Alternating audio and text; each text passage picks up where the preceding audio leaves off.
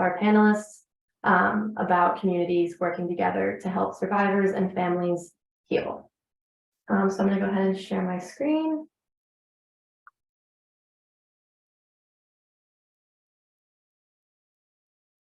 Can everyone see that, panelists? Cool. And Sharon, go for it. Well, welcome everybody to Elevating Survivor Voices with You Have the Power. I want to first acknowledge Caitlin, who you just heard from, as our technical support person. So if you should have any challenges, please put in the chat and to her what your issue might be, and also use your chat function for any questions you may have for the panelists as we move forward. And we are glad to be here to welcome our panelists today, to be able to hear from them, hear their stories, and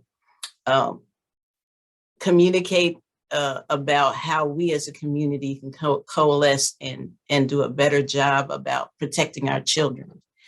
So, next screen.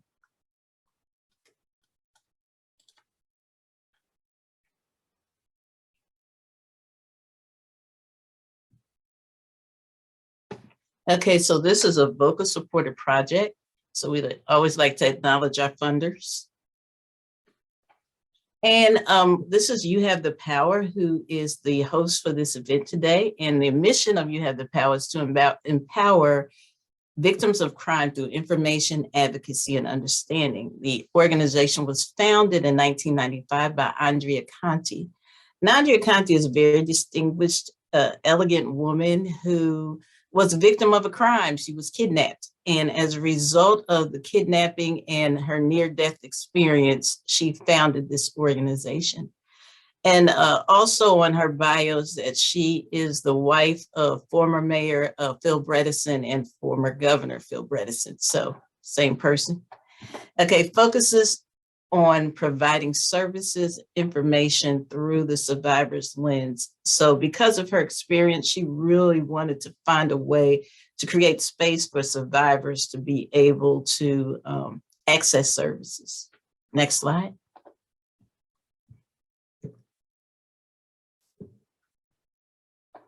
Okay, the other things that You Have the Power does, or the way that we do it, is through this distribution of resource guides on domestic violence, child abuse, human trafficking, and a crime victim survivors guide. We conduct webinars such as this and other informational sessions on the topics above, and a few others that aren't listed for the general public. So if you're interested in any of those types of presentations for your organizations or your groups or whoever it might be, feel free to contact us at youhavethepower.org, at yhtp.org. We also spearheaded the creation of a new Children's Memorial Garden of Nashville that's located in Centennial Park, and you'll hear a little bit more about that in a minute. And we also conduct a victims impact class for incarcerated adults and a youth impact curriculum that's about primary prevention of any kind of violence or any kind of teen issues. Like it covers a lot of different things. So if you're interested in hearing more about our youth impact curricula, also get in contact with us. Next slide, please.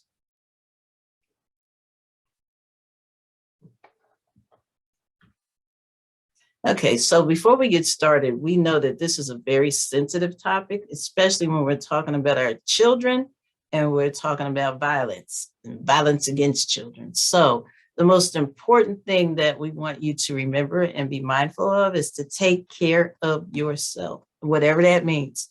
If you in any way become triggered during this presentation, we would hope that you would find a way to be good. It could be taking a deep breath. It could be walking in place. We can't see you, so you can do whatever you need to do to just be in a good space. But it's important to have these kinds of conversations and hear this type of information so that we can do a better job of protecting our kids. Okay, and also we ask that you just respect our panelists, you respect their stories. They're not here for you to analyze, they're here for them to share with you what their experience was. So, you know, you can be analytical in terms of how we create support, but not analytical or judgmental about what they went through or their experiences. So that said, next slide.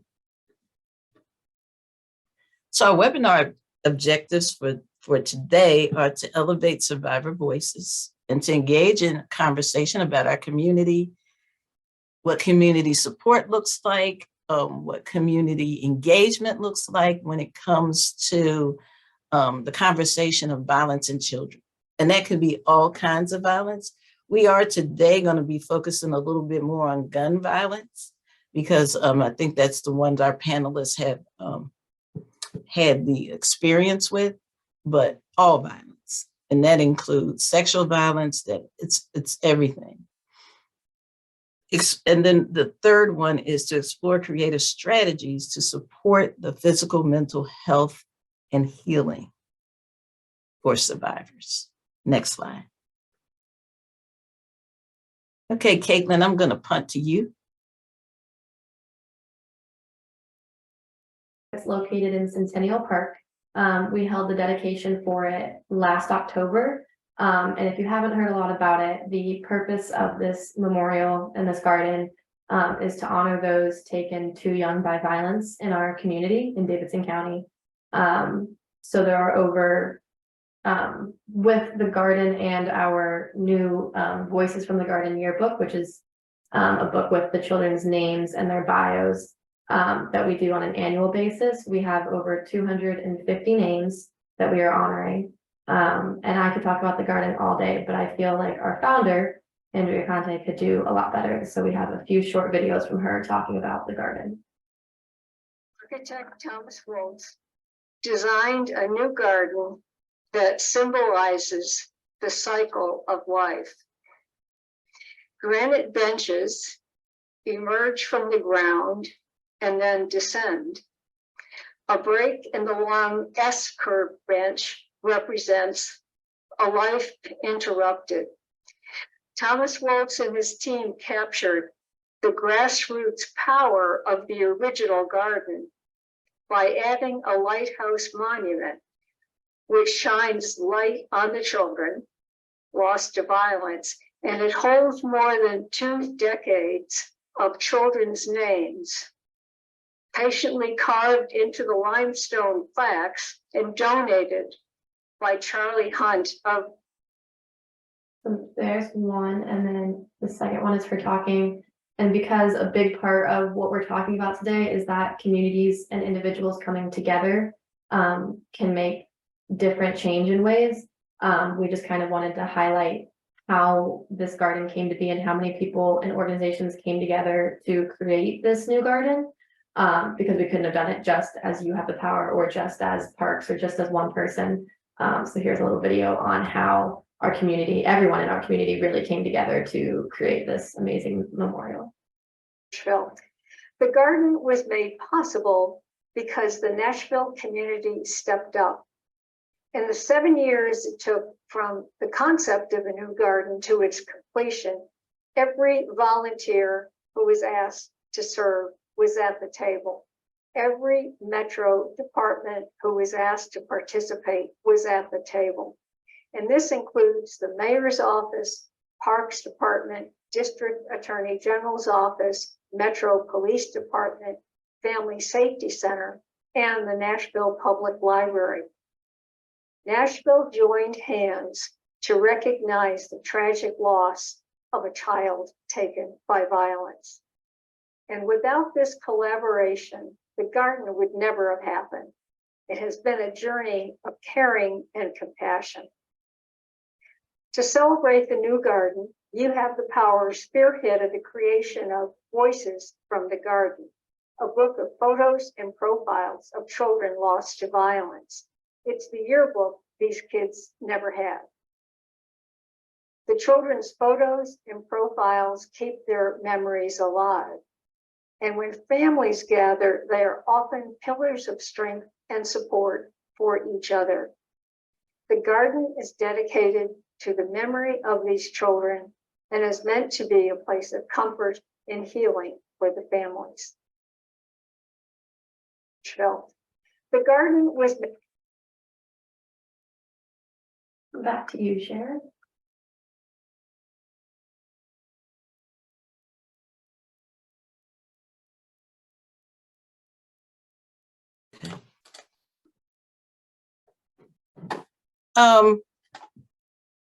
Back to me.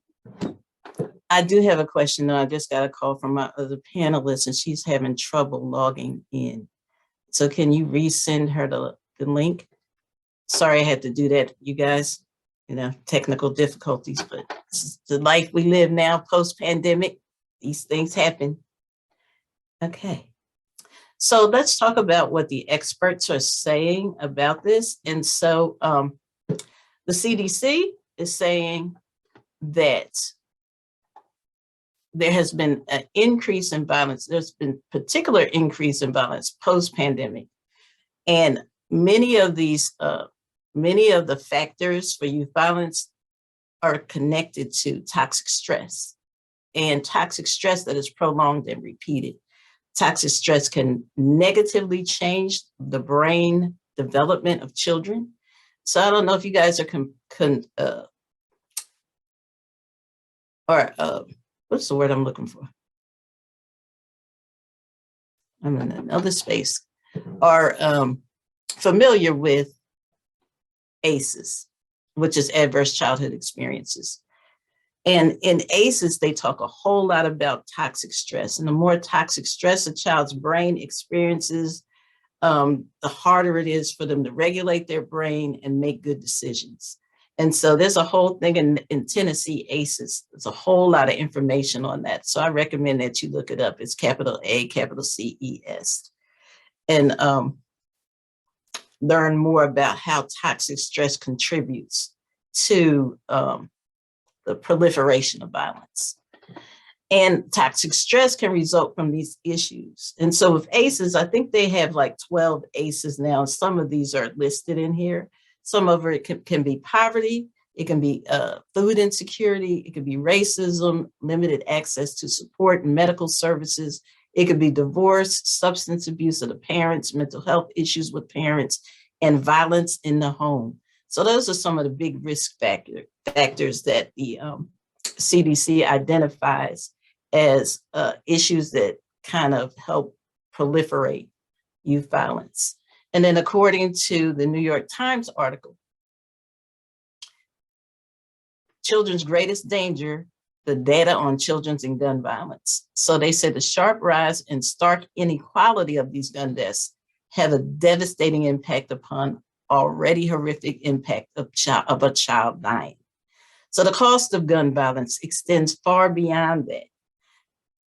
So in addition to each life lost, there are whole communities, whole families, whole neighborhoods, whole schools, you know, the entire society who is impacted by those experiences. Okay.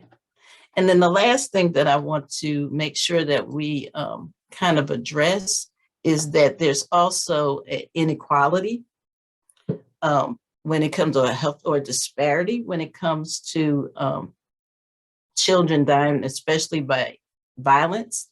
And with Black and brown children, it is 12 times higher for Black children. And in the last year, it has increased over 50% for Hispanic children.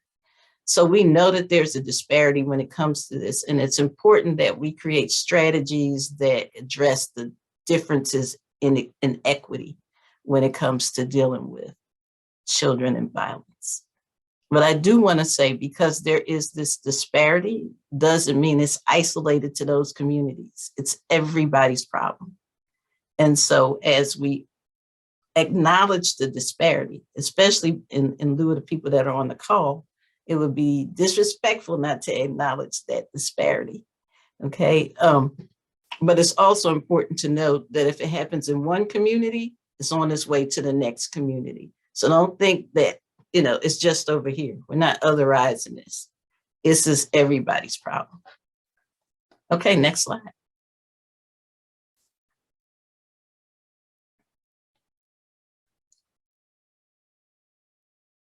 Okay, so now we have our panelists. And the three panelists that we are going to hear from today, did we ever get Pascal on?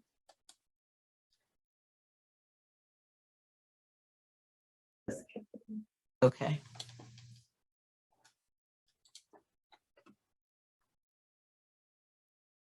So our first panelist that I want to introduce is Regina Hockett. And we are so grateful to have you on here today, Regina, to share with us your story.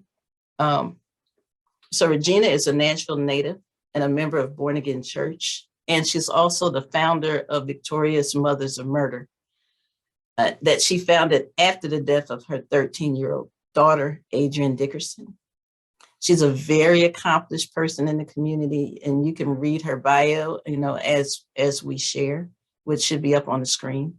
And again, we thank you for your willingness to share with us today. And I want to give you just a couple of minutes to say what you want to say as an introduction.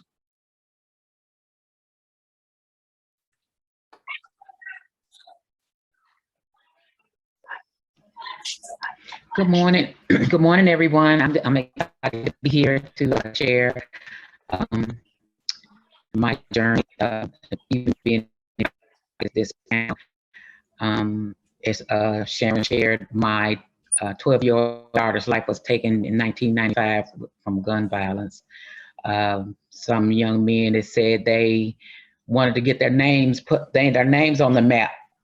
They're going to start a gang, and their initial reason was as they said, to peel some white folk. And in doing that, my daughter's life was taken. But after that happened, the Lord just pulled on my heartstrings to reach out to other families that was losing their children to gun violence, just senseless murder. And that's when Victorious Mothers of Murder was founded. Not something that I used to doing. I'm just behind the same kind of person. The Victorious Mothers of Murder isn't very loud right now, but the Lord is dropping some nuggets in my heart to do some things. I got some things brewing that I want to do as far as our young people. I think it's very important that they are mentored and encouraged and have somebody that they talk to right now, because a lot of them don't communicate. They need somebody to be there for them that they can trust and to share their hearts and not take all of it. I think that has there's bitterness, there's anger, and then they don't have positive influence around it. I just think there needs to be some positive influence around, and that's one of the things that I've got brewing in my heart, to be that connection to the kids and be that person that they can talk to. Ron, I've heard a lot of things about I'll let you share it, but I heard a lot of things about the things that you were doing, like in Vine Hill, and that's how I heard your name. But I'm excited to know that you're still doing that and being an impact on especially our young men. Thank you, Regina. Thank you. And next up, I would like to introduce Pascal. Are you there? Pascal Lewis. Are you able to share? I don't know what's going on with her. Can we see what's going on? Okay. Okay, while we wait on her, I'm going to punt to Ron. Hi, Ron. Hi, how's everybody? And so here we have Ron Johnson, who as Regina just said, we want to hear more about what you have to offer, because we need those resources. Those community resources are important.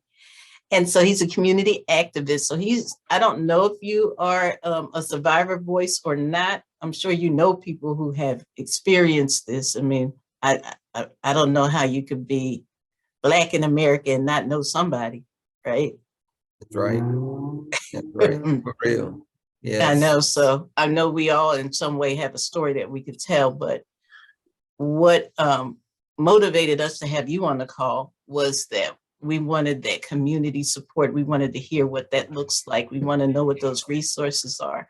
And since you are the director of community safety at the mayor's office of Nashville, Tennessee, we couldn't think of anyone better to come on here and tell us what's going on in the community.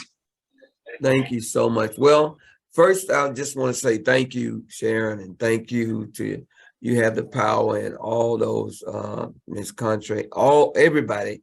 I really appreciate this. I have been doing this work since 1985, but so I'm not a stranger, but I'm also a surviving victim of violence, family member.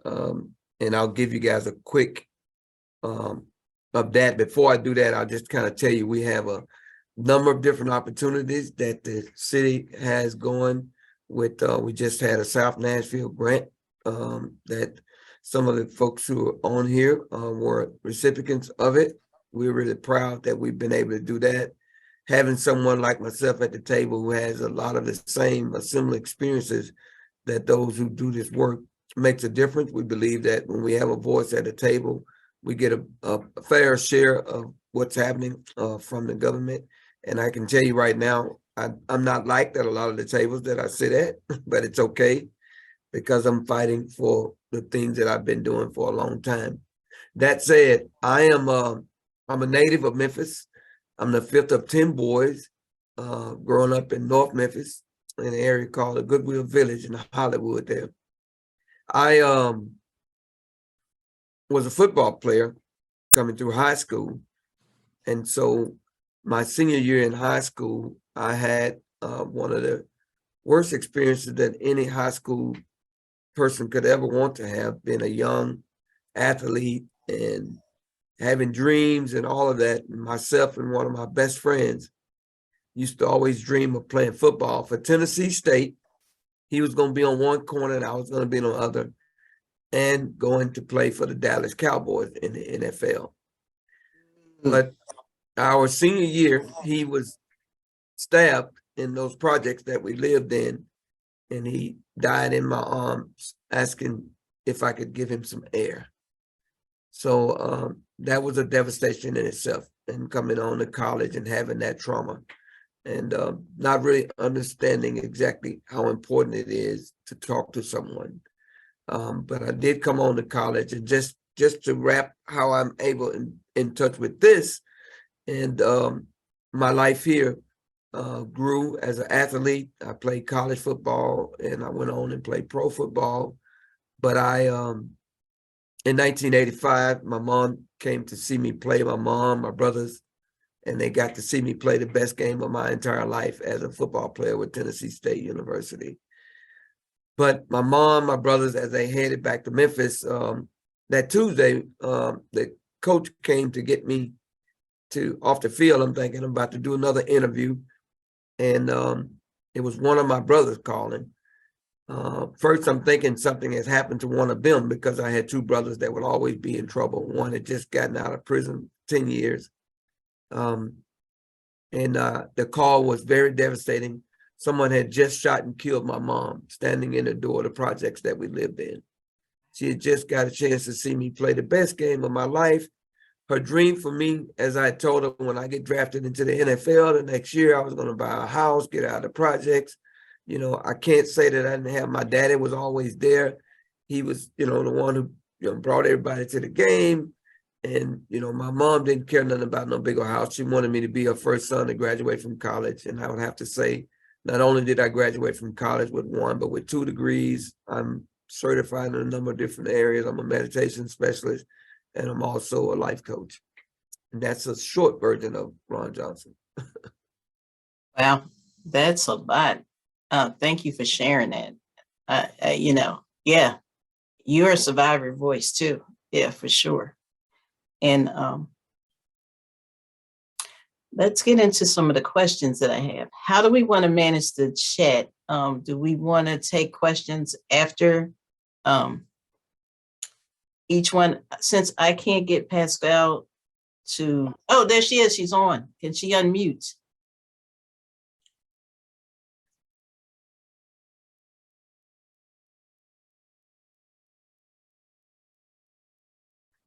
We can go to, oh, Oh, here she comes.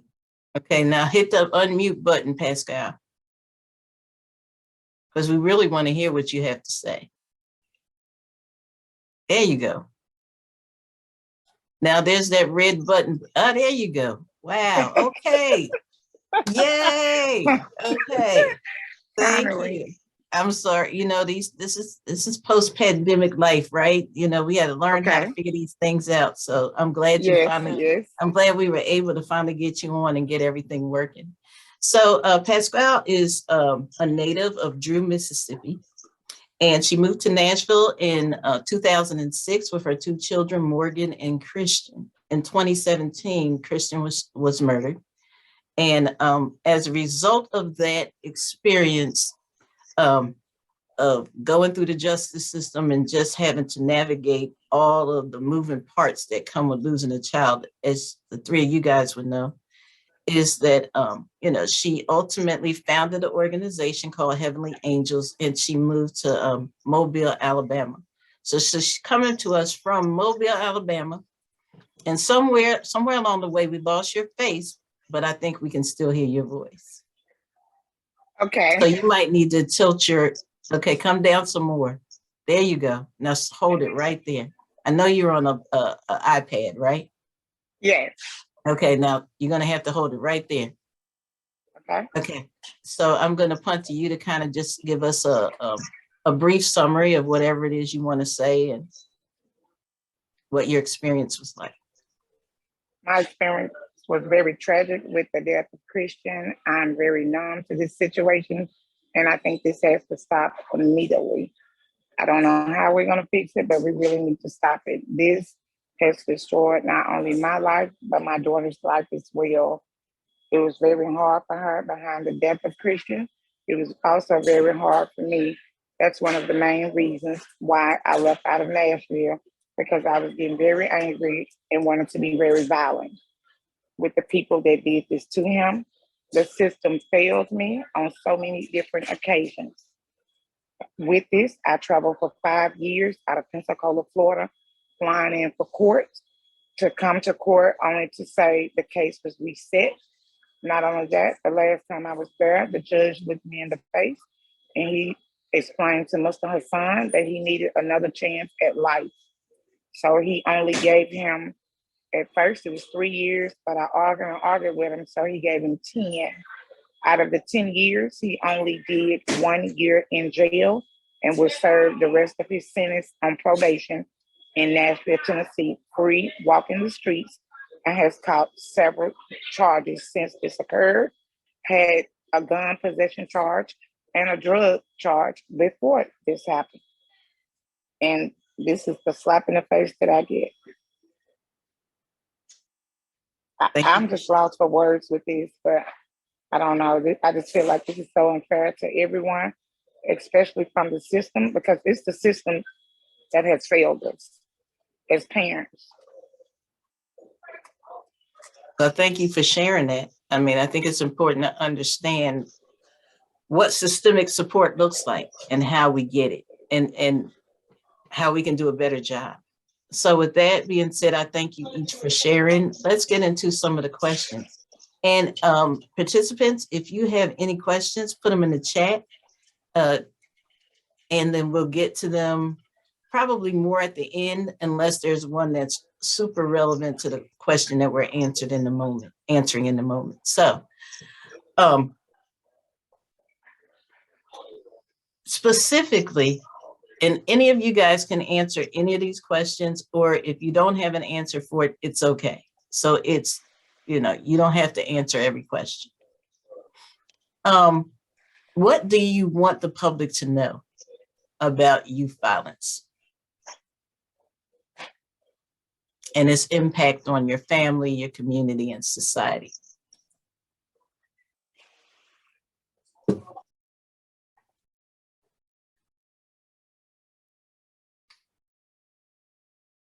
Anybody? Anybody want to? Can you repeat that question again? Yes. Could you just explain a little bit about what you want the public to know about youth violence and anything about the impact it had on your family, your community, and society? Well, one of the things that I would like the public to know that when it comes to youth violence, there are root causes to it. And that's where I think we're going to be able to make the biggest impact, is getting to the roots of some of the systemic things that we see. And as you had said earlier, the adverse childhood experiences are real. Some of those things go unaddressed. The mental health factors are real. We know that. And then we, as a society, especially African-American community, we got to be very vigilant and encouraging when it comes to our young people about talking to someone before they just jump off, because there are things out there that triggers us that we don't know how highly they triggers us, and you can't take it back. There's no do-overs in life. So I think we got to try and see if we can put enough resources, opportunities, and outlets in place for anyone that's working with young people to let them know it's okay to talk to somebody before you pull a gun out and use it. Anybody else want to tap in on that? Especially about, Pascal, you talked about how it has impacted your daughter. Could you be more specific about what impact it's had on your daughter specifically? Okay, you're on mute.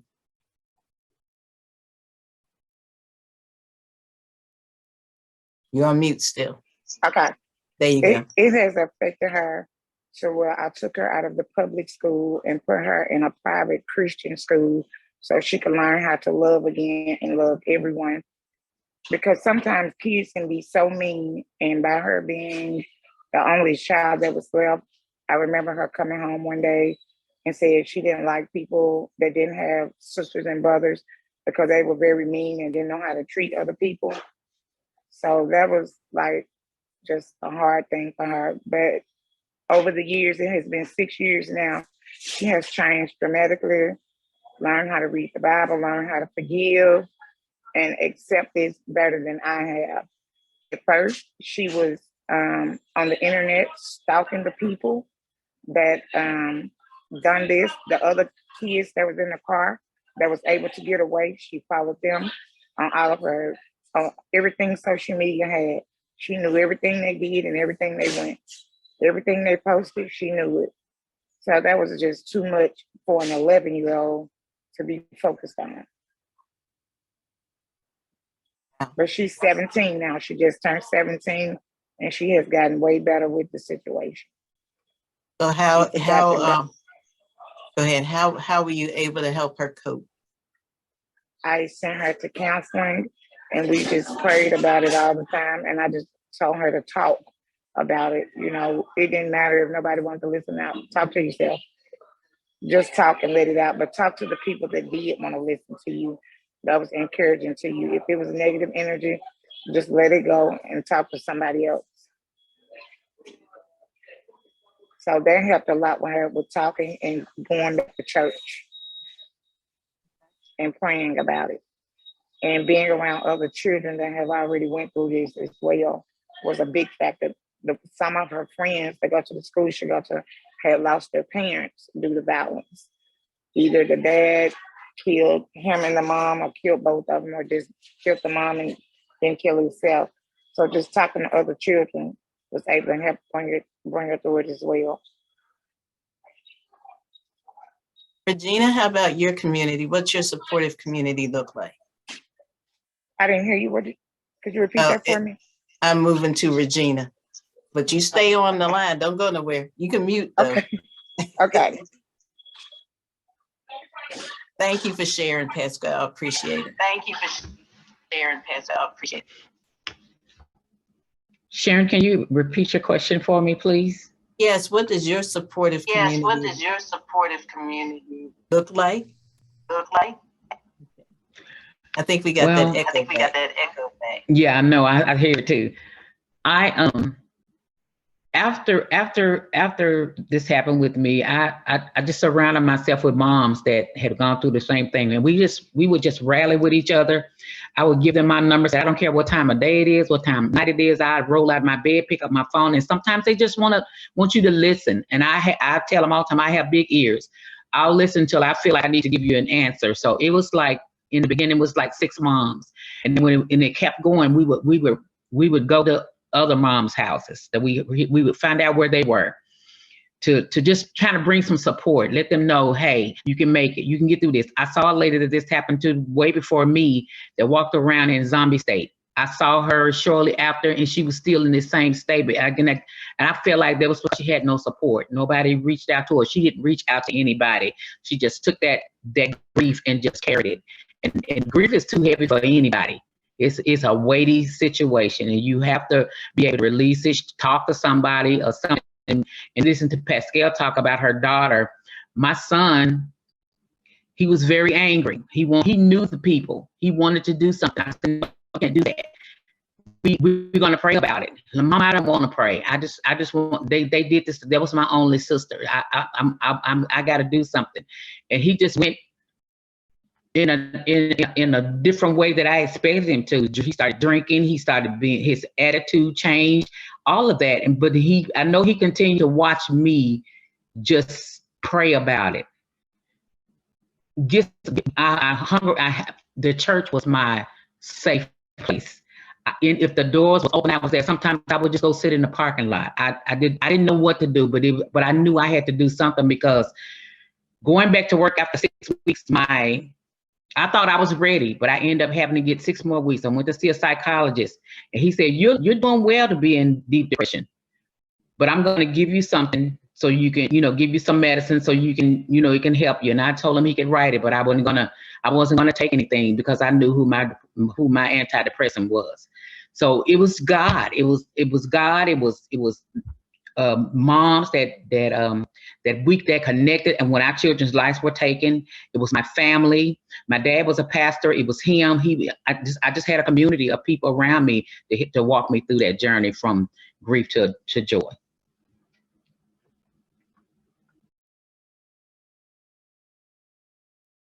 Wow, that is powerful. What I'm hearing from both of you is a through line, there's a theme here.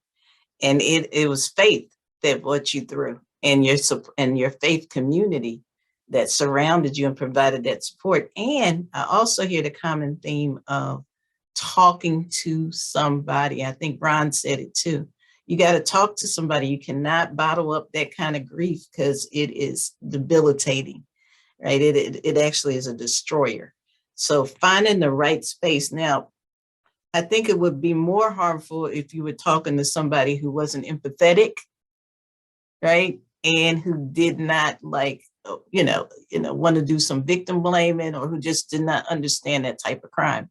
I don't think those kinds of things, that kind of support would be helpful.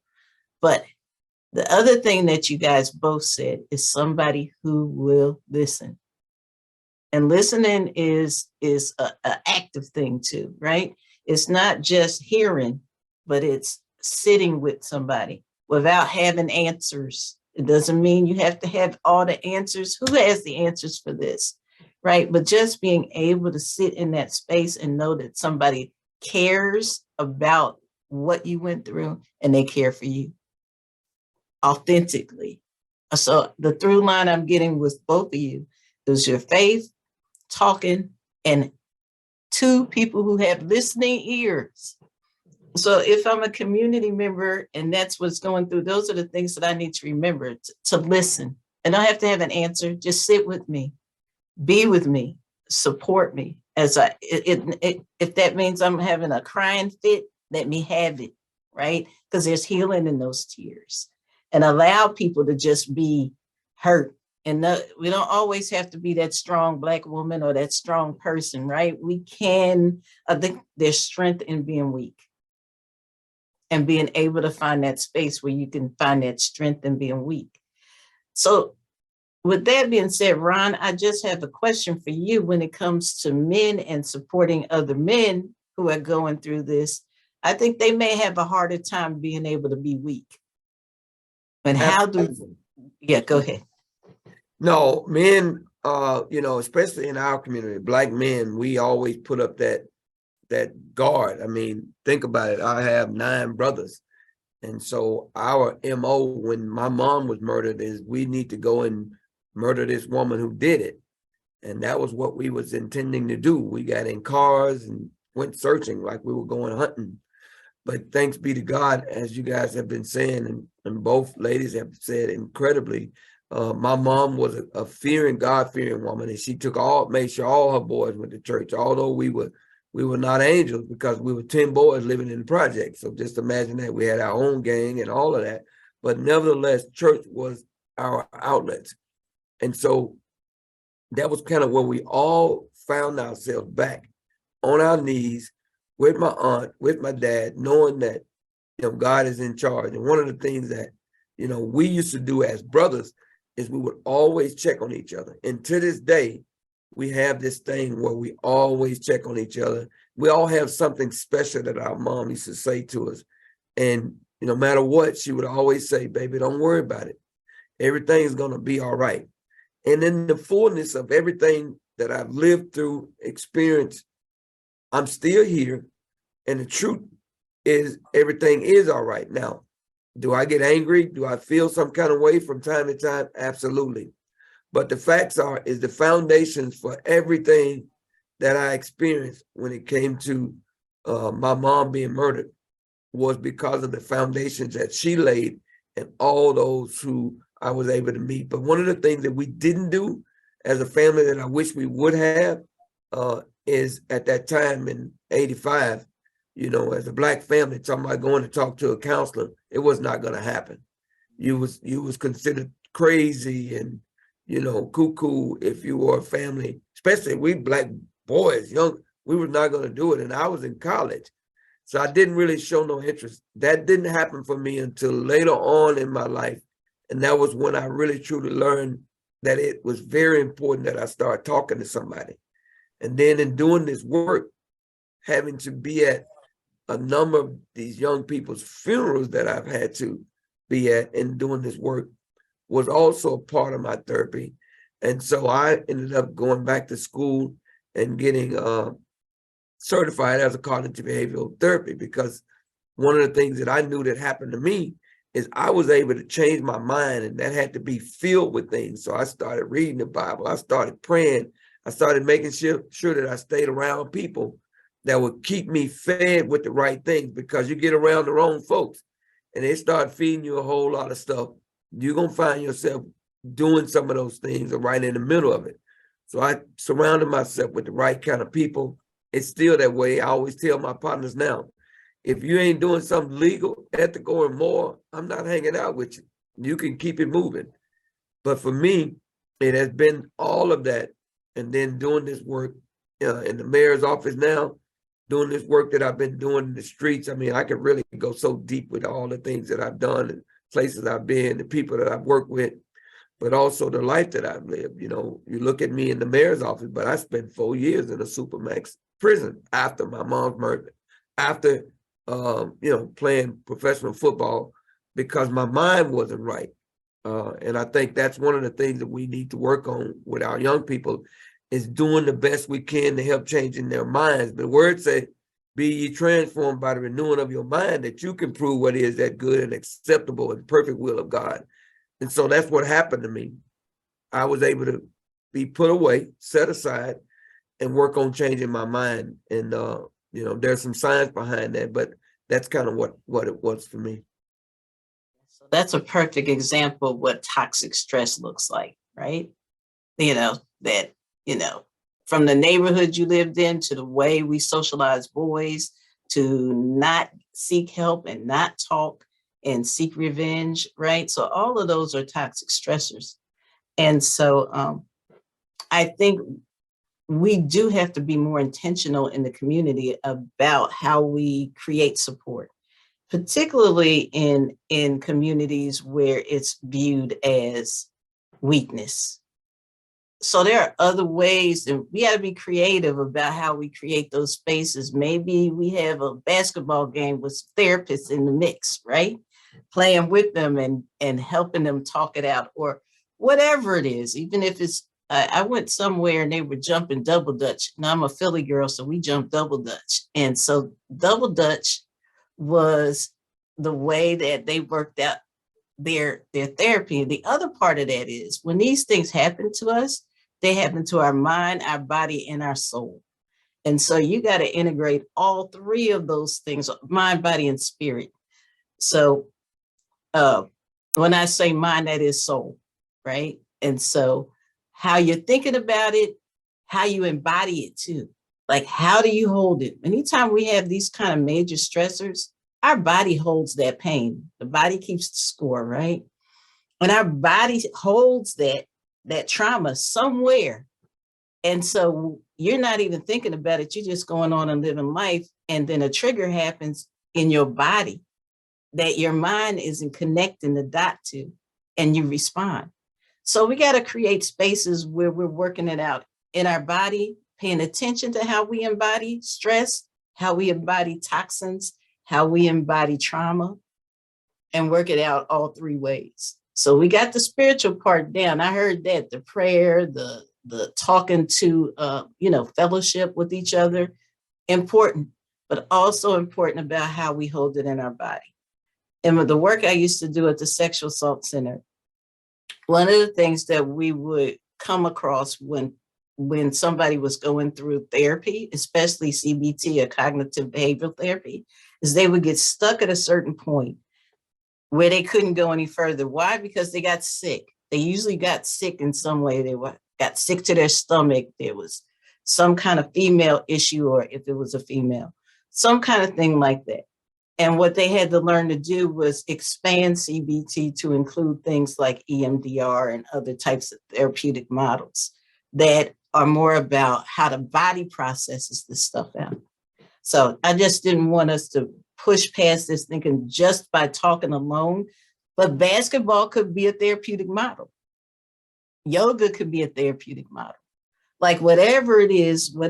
So let's not ignore how we embody it. That's my point. That my last question for you guys, and I would like for each of you to answer if you would, talk to me about the community support you got that was helpful, and the community support or family support or support in whatever way it came that wasn't helpful. So what wasn't helpful and what was helpful? I think we hit on a lot of what was helpful, but especially if we're talking about community support and systemic support.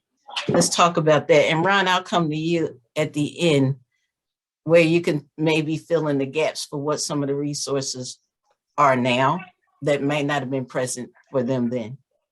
Pascal, you got it. Okay, I had community support from different churches, my coworkers, friends, the counselor that I was seeing at the police precinct would always invite me out. The hairdresser I was going to would always invite me to positive things. Now, my worst support was family. The family is what broke me the worst. Everybody got something to say that was very, very negative. Everybody wanted me to go to the psych ward because they felt like that I couldn't handle it. Everybody wanted me to go get medicine. So since I didn't go get the medicine, it was a problem. You know, everybody think I'm a lunatic or crazy now. Nobody wants to deal with me. And it's actually still going on now. My mom was really sick. And I moved her in right behind Christian getting killed in a nice house in Antioch. And one of her sisters called the state on me for neglect and abuse and said that I was stealing her money. But I mind you, I had been living in this house since 2008.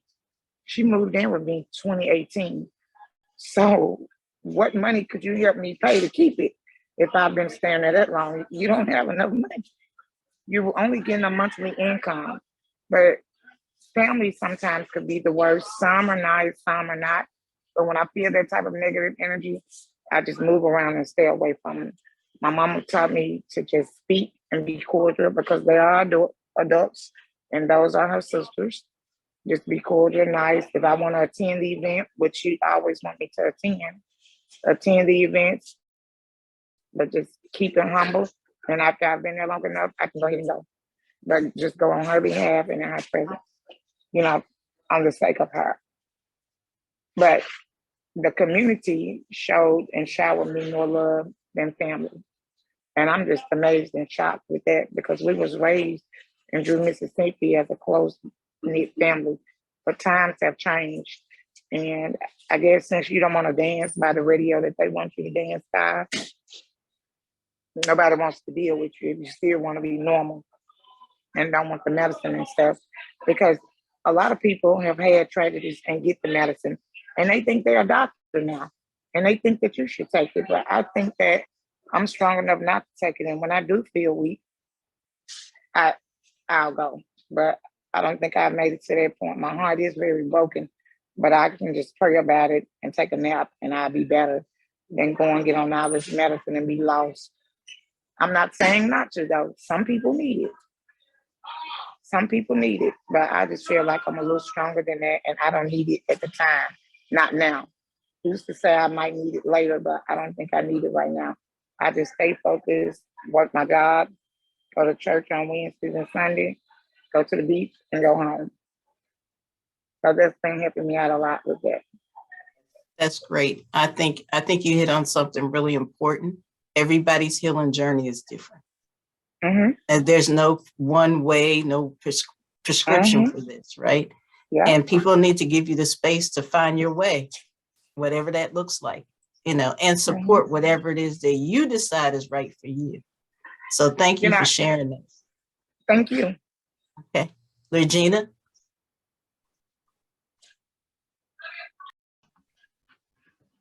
Pascal, I feel you, girl.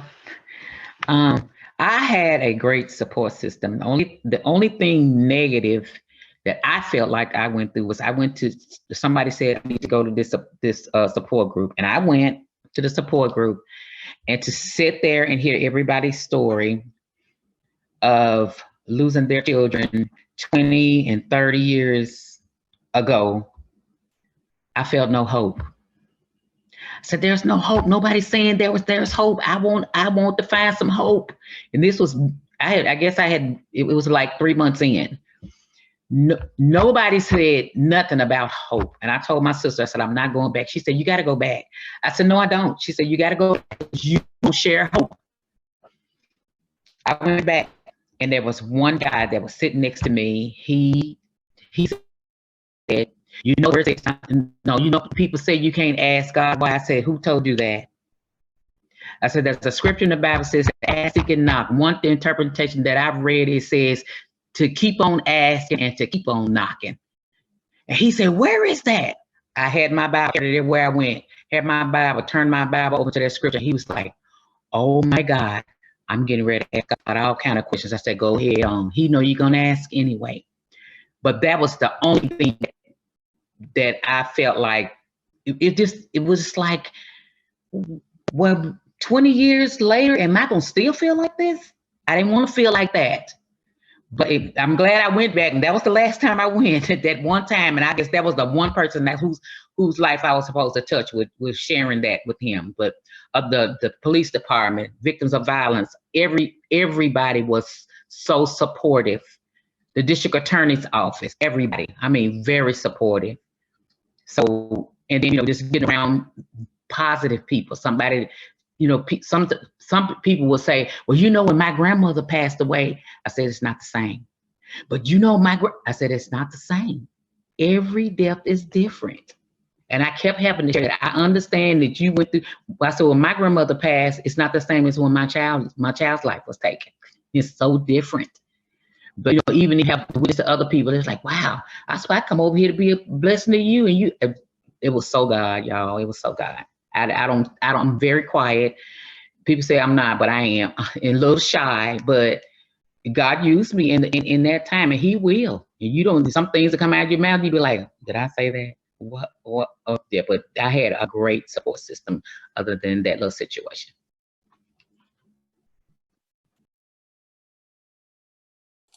Ron, how about you give us some hope? Well, I tell you, I'm just listening to Pascal, and Regina has been just straight up amazing, big time. But one of the things in here what Regina said about family, that's one of the things that we find happens a lot. And we know this, you probably have heard this, hurt people. That's unfortunate. In our community, we have suffered a long time, and we can go all the way back through slavery where, you know, they would always tell the boy, you know, you gotta hold your head up, you know, that hyper masculine type stuff. And then, you know, they say the woman is supposed to be the one that does all the crying and this, that, and the other, and all of that. There's a big old false narrative. One of the things that I can say that for me that was very helpful during that time is how close me and my brothers continue to be. They came to all my games. They was big supporters. And, you know, like Pascal said, you know, the woman who shot and killed my mom, she didn't do not one day in jail. They gave her probation for involuntary manslaughter. And that was very angering for me. I didn't dive into it like if I know now what I knew, if I know now back then, what I know now, it would have been a different approach for me. But I was a young, you know, this was 38 years ago. I was a young kid in college, a junior in college, and I knew without a doubt that my mom had said that she didn't care nothing about no big old house, but be her first son to graduate from college. And I did that. I wasn't the smartest person when it comes to getting books and so on and so forth. All of the things that I prescribed to my mom that 3 days before was things that I ended up being able to experience. But what that did for me, it gave me avenues to be able to help others, because I can only imagine what it feels like to lose a child, which I haven't, but I also say in feeling the difference of losing your mom all of a sudden to a murder is very painful as well. So it's all different forms of pain. But I think, you know, what I love about all three of us is that it was our faith. It was our faith. It is what kept us. You know, as we know, the word said, faith is the substance of things hoped for and the evidence of things unseen. And that is the thing that I live by. I know without a doubt, we got to keep hope alive. We got to know without a doubt that, you know, we got to have people around us, people in our sphere that's going to continue to speak in us. And if somebody ain't doing that, we got to just keep it moving, because if we don't, they will continue to pull you down. We have to continue to be that light that we want to see. And then we got to be that change we want the world to know, because everybody may not accept what we have accepted in dealing with our tragedies, but we can be the light to show that you can be a light on the other side of a tragedy that you go through. And the things that we have to offer here in the city, that's one of the things when the mayor appointed me to this position, is that I said, I need you to understand, I'm going to be who I am. So he asked me, can you tell me, what do you do? And these are my answers. And this is what I want you guys to really understand when I'm thinking about people like us. And this is what I said: I am what I do, and I do what I am. I guess I'm just I am. So call me Moses if you want to. I'm just a piece and a part of who I am. If I can't be him working in government, I'm not your man. But they brought me in, and we've been doing what we've been doing. We have access for nonprofits. We're helping businesses. But one of our main goals is to help the least of these. And the least of these in this business, we know that in the nonprofit space, you know, they have not been able to access a lot of the resources that are out there. And a lot of it is because of being educated and understanding how to get it. And so what I've been able to put into place is a team of people who've been able to help people who are the least and who have not been able to have access funding, access opportunities. We've created this thing called the Village. And in the creation of this village, in less than 2 years, we have, myself and Don was the original creators of it, but I brought in Mike and Brianna and Amy, who's running the village now. We have over 900 members, and we have over 600 nonprofits right here in Nashville, Tennessee. Wow. That touch about 80,000 people in this city. Wow. And we're growing like wildfire. Well, maybe that will answer Jacqueline's question that was in the chat. She's like, if the affected doesn't have a support system, who do you call upon, especially if they don't have a relationship with God? We have that. So we have probably any type of service that you can think about in the village. You go to NashvilleVillage.org and then search and play with everything, NashvilleVillage.org. And you just put in a zip code or you put in the need, and it will pop up to show you that the organization that are right here in this city, they were ordinary people just like you, went through some circumstances, created the nonprofit, and have not looked back since then. And we have been making sure that they have what they need. Excellent. Thank you, guys. We are out of time, really. And yes. Darlene asked if, Regina, if you can please talk about the memory garden and its impact on you, just a little bit before we go. Okay, so in the beginning of this garden, when Kyle, I can't remember Kyle's last name, he was 6 years old, wanted this garden. I was so blessed to know that how these deaths, these murders it had impacted this 6-year-old child. And then when they redid it up now, I just went over there last week. Wow. And people would come, and there was a lady there with her dog laying on one of the benches, and she said, "It's so peaceful here." And it's a peaceful place. I've taken my grandchildren. They love it. Just to know that the city is remembering our children is a blessing to me. I'm there all the time. So that's my place of peace. That's how it has impacted my life. I think Pascal's son is in there too. Christian is in that memory garden. I don't know if you've had a chance to see it.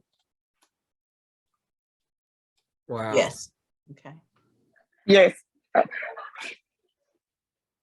And Yes, so, he's in the memory. okay. And so have you had a chance to go see it? Have you had a chance to see it, Pascal? I'm sorry. No, because I was so angry with coming to court. I would always get back on the airplane because I had non-flight stops, and I just would get right back, so I wouldn't do bad things. But I'm at a place now in life. The next time I come to Nashville, I do want to go and see it though. But I haven't seen it. I just went out to like them to hang on the tree one year, and I didn't come back behind that. Well, thank you for sharing that. Go ahead, Regina. What'd you say? I said Pascal to come back so we can meet. Yes. Okay. And I think we can end on that note. What you said, Regina, about it. It was a place of peace. And that's what we want to leave this conversation with. Peace, right? Just finding that space where, you could experience that peace. It's important. And so finally, I want to thank all my panelists. You guys have been wonderful in your insights, your information, your stories are very encouraging. Don't lose hope and find that peace. That's our hope for you today. And so if you need any support, we can always connect you with anyone on the call. You can go through us at info@youhavethepower.org. Thank you each participant for joining us today and having the courage to hear this conversation, and hopefully the motivation to move forward to be a part of the solution, knowing that there are things that everybody in this space can do. All of us have a role that we can play, even if we're nothing but an ear, a supportive ear, like we're listening, right? And so if that's all we can do, that's good and that's enough. It's a good place to start. And support these organizations, Heavenly Angel and Mothers, say it again for me, Mothers, I want to say Mothers Against Murder, but I know that's not it. Victorious Mothers of Murder. Victorious Mothers of Murder. That's even better yet. Victorious Mothers of Murder. Support them and make sure that we check into Ron Johnson's organization and all. You want to give us your information one more time? It's NashvilleVillage.org. And yes, please tap in. NashvilleVillage.org. You'll be able to find out exactly all that we have going on in that space for nonprofits here in the city, in that village. That's what we're building. It takes a village to raise a child. but it takes many villages to change a community, a city, and the world. Many villages. And finally, last but not least, thank you again, everybody. Thank you for your information. Thank you for your support. Sending all kinds of peace, grace, and love to each one of you. And there's a survey that we will ask you to fill out. It will be emailed. Is it in the chat? And you guys are getting all kinds of kudos in the chat about what a great job you did. Brian, somebody's in there singing your praises. Must be your brother or somebody. Your wife. It's your wife. No, just kidding. But you're getting a lot of support. You did good, except for one thing. I don't know if you heard me, but you said something about a Dallas Cowboy, and I'm a strictly Eagle fan, okay? You messing up. Yep. You're right. Okay, thank you guys so much. And thank you all of the participants. Again, we appreciate you, and please fill out the survey for us. All right. God bless you guys. Take care. Right, you too. All right. Bye-bye.